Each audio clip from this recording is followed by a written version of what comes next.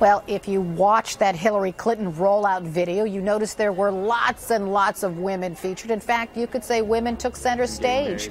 A man speaking Spanish shows up 25 seconds in. The next guy to appear is not your traditional man. He's gay. He shows up at 50 seconds in. But you get my drift here.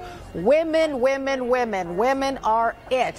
Hillary Clinton is certainly leaning in when it comes to women. The question, will running on gender work? With me now to talk about that, CNN political commentator and Democratic strategist Donna Brazile, and CNN political commentator and conservative columnist Essie Cupp. Welcome to both of you.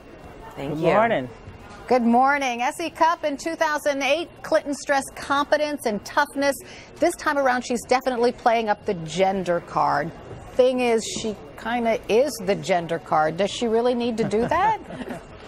You know, the thing that no one talks about is that on the left, there's a greater deficiency with men than there is with women on the right. So Democrats have a much bigger man problem than Republicans have a woman problem. And actually, Hillary Clinton doesn't have to wonder if that's a good strategy. All she has to look back to is 2014 midterms, where in a number of states, red and blue, a number of candidates, male and female, tried the pander to women, tried overselling to women, and they did so at the expense of other men, and it failed disastrously, whether that's in Colorado with Mark Udall, who was nicknamed Mark Uterus, or in Texas with Wendy Davis. I mean, around the country, you saw that kind of war on women campaign, and it really backfired.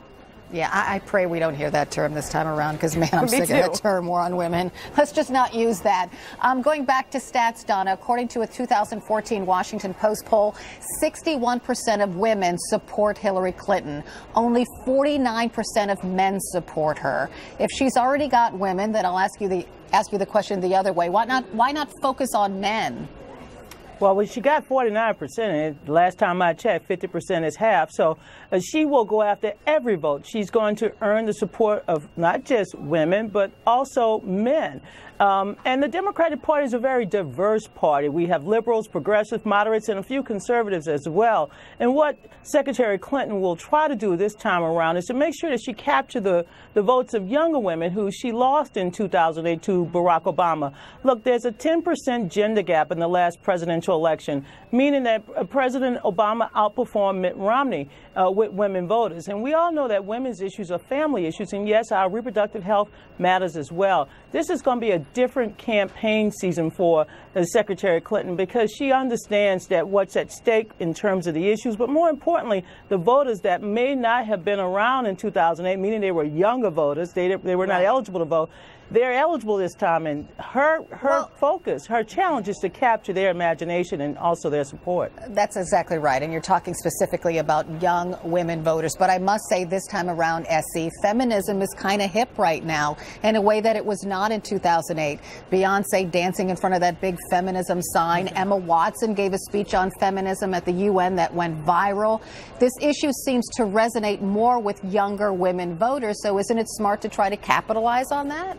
I feel like I'm in a different reality. If dancing in front of a feminism sign is what counts as feminism today, then I think the movement's Well, let's talk about safely Emma at its Watson, because nadir. what Emma Watson said had content, and it was a serious speech. But no, Carol, she said actually what Emma Watson said about feminism was that feminism's reputation has been suffering for its perception that it has been excluding men. So I think Hillary's challenge, I know she's going to want to reach out to women, but her challenge is going to have to be not looking like she's ignoring the other half of the country. If you divide up the country between Republicans and Democrats, and then divide up those categories between men and women, if you're talking about her pitching to 25% of the country, I don't think anyone would say that that's a good election strategy. So I'm sure she'll try to find a balance.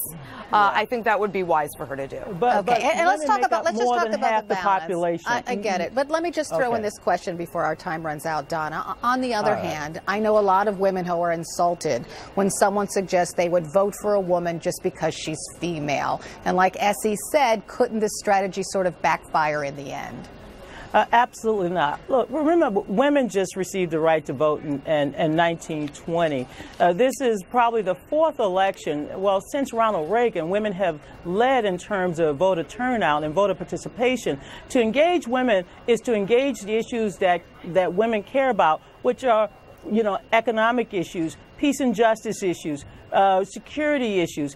We want to talk about the wage gap. Absolutely. There's no reason why we should be paid less. These are issues that galvanize not just women voters, but also male voters. We're not segregating or separating anybody. We're trying to make sure that every American, every eligible American, hear those words, I need your support. That's the challenge that Secretary Clinton will have. On the other hand, let me just say, I am a feminist. I am an unabashed feminist. And I'm a feminist because I'm a womanist, and I respect the dignity of all human beings, all human lives, including women. So do I, Donna. So I am a feminist. I just want you to know it could be sully, it could be dirty, but I am a proud feminist. I've been one since I was probably 2 years old.